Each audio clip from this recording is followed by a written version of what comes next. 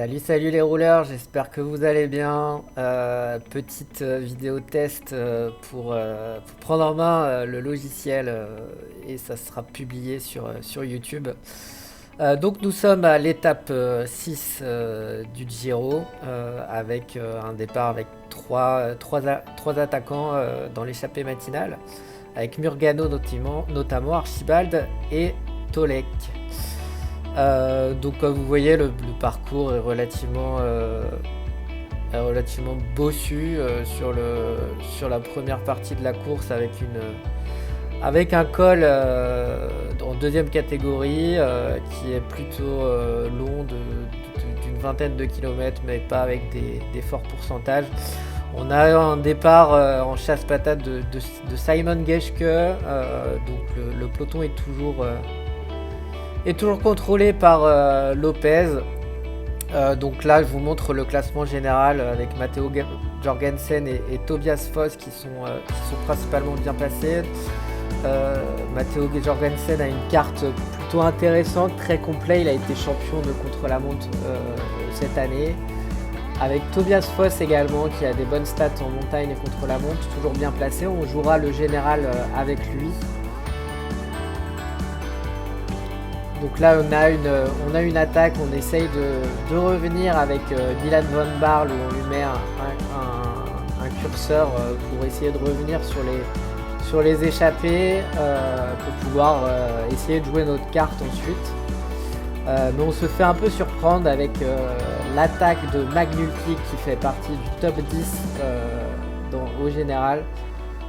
Donc c'est un peu compliqué, donc on essaye de faire rouler Van Baarle qui n'a pas réussi à revenir, donc on prend et on met l'aide d'Hofstede qu'il a, donc Van Baarle est toujours en train de mener le peloton pour essayer de revenir sur McNulty qui est dangereux au général, donc l'échappée devrait revenir sur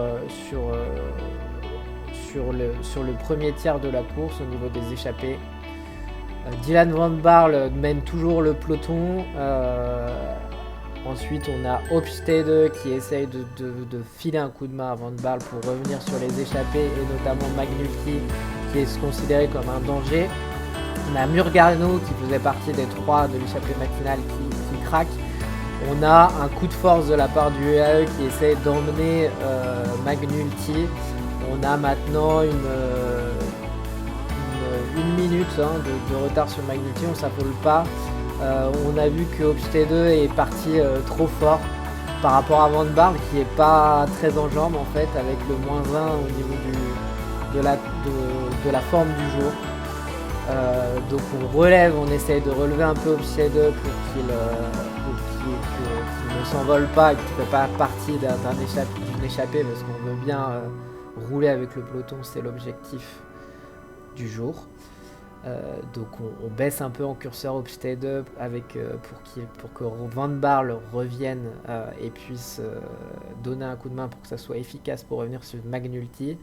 On n'arrive pas dans un premier temps à revenir, on a 1 minute 30 toujours de retard par rapport à McNulty. On est dans la descente, on est à 54 km. On a Van Baarle qui tient toujours le train, on n'est pas forcément très aidé pour qu'on puisse revenir sur McNulty. Donc la descente se fait relativement bien, on n'a pas non plus 3 minutes de retard. Mais l'homme dangereux dans cette échappée McNulty, on ne comprend pas forcément beaucoup pourquoi il est sorti au vu du parcours qui est plutôt pour les sprinters. Donc on continue à rouler en se disant qu'on pourrait potentiellement être aidé par les équipes de sprinters ensuite. Comme vous pouvez voir au classement, autant McNulty a pris de l'avance et est plutôt dangereux. Donc on relève Van Baarle car on considère qu'à 1 minute 20 le peloton justement va reprendre et va essayer de rouler pour revenir sur les échappées. On essaye de se replacer. On est à 23 km de l'arrivée. L'échappée n'a plus que 50 secondes d'avance. Donc on décide de mettre en place le train. Et on va normalement voir qu'il va avoir une mini cassure sur Walter, Attila Walter. On s'affole pas, mais ça roule très très très fort pour revenir sur l'échappée. Pour que les équipes de sprint se mettent ensuite en route, en place. Donc on a encore une vingtaine de secondes. McNulty et ses échappés et ses compagnons de route font de la résistance, avec notamment un Magnus Cort Nielsen, j'en ai pas forcément parlé, mais qui est très fort en rouleur et au contre-la-montre. Donc on revient sur l'échappée tranquillement à l'aide des équipes de sprinters qui vont mettre en route pour Jasper Philipsen, Jordi Meus et Jacobsen. Donc là on décide de faire remonter le groupe à 17 bornes de l'arrivée. Mais ils font toujours de la résistance, on a 12 secondes. Donc ça roule encore très très fort. On ramène nos petits mondes à l'avance. Donc on décide, les équipes de sprinters n'ont pas voulu prendre en marche en fait, mettre en marche à 5 km de l'arrivée. Donc on décide de dire pourquoi pas, on a peut-être quelque chose à tenter sur cette étape qui ne nous est pas forcément destinée. Donc on met en route le train, on essaye, on a économisé au T2, on l'a mis à l'arrière du train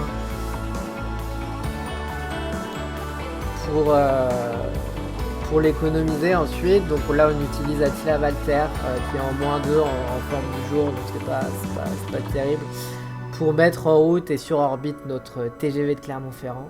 Rémi Cavagna qui est tout frais transféré dans la Renault, Visma. Donc là on va appuyer relativement assez fort avec Rémi pour essayer de placer tout ce beau monde et essayer de pourquoi pas faire quelque chose au sprint, même si on n'a pas de sprinter sur ce Giro.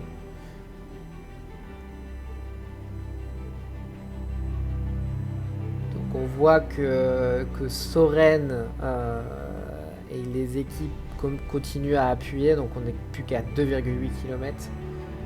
Donc on décide d'appuyer un peu plus fort encore avec Rémi Cavagna, parce qu'on voit qu'on se fait remonter alors c'est pas forcément très organisé, il n'y a pas de train, ce qui est plutôt surprenant de la part des équipes de sprinters. Donc leur équipe n'est pas forcément armée, on va dire, pour emmener sur un plateau leur sprint. Donc on essaye de se dire que potentiellement on a peut-être quelque chose à faire. Donc on arrive bientôt sous la flamme rouge, sous les 1 km. Donc Rémi Cavagna continue son travail. Et on voit arriver les sprinters, Jasper Philipsen et Groves, qui nous déboulent à une vitesse incroyable dans le dernier kilomètre. Donc là il est déjà un peu trop tard en fait, on a essayé de lancer le sprint, mais c'est un peu trop tard, on s'est fait déborder très très rapidement. Et donc on décide de sprinter à 1 km de l'arrivée avec tous nos coureurs pour essayer, on fait un genre de salade de sprint pour essayer de faire une petite place, sachant qu'on sait très bien qu'on ne peut pas se battre pour la victoire, c'est pas le genre d'étape sur le Giro qui nous intéresse à nous, ancienne Jumbo Visma. Donc on n'est pas on est plutôt bien placé, on se fait remonter parce qu'on n'est pas sprinter. Et donc la gagne va se jouer entre Etter Philipsen et Soren, et c'est Soren qui franchit la ligne en premier devant Jasper Philipsen et Ethan Etter. Sam Bennett vient prendre une 4e place devant Dylan Van Baarle qui fait 5e et Ackermann. Donc on est plutôt satisfait, on n'a pas perdu de temps et on fait une belle 5e place avec Dylan Van Baarle qui n'est pas du tout destiné au sprint. Donc on peut revoir le sprint qui se joue à rien entre Philipsen et Soren.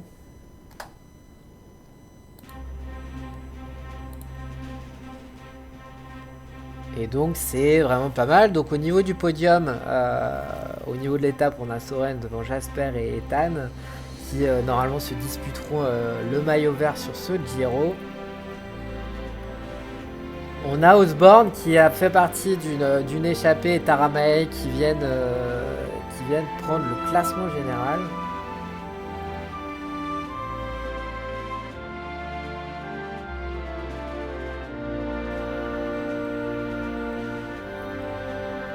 on devrait les embêter avec Jorgensen, on espère bien, et avec Tobias Foss dans les prochaines étapes du Giro. Au niveau du meilleur grimpeur, ça profite à l'échappée d'une précédente étape de Osborne et Taramae. Magnus Cort Nielsen a fait les points aujourd'hui.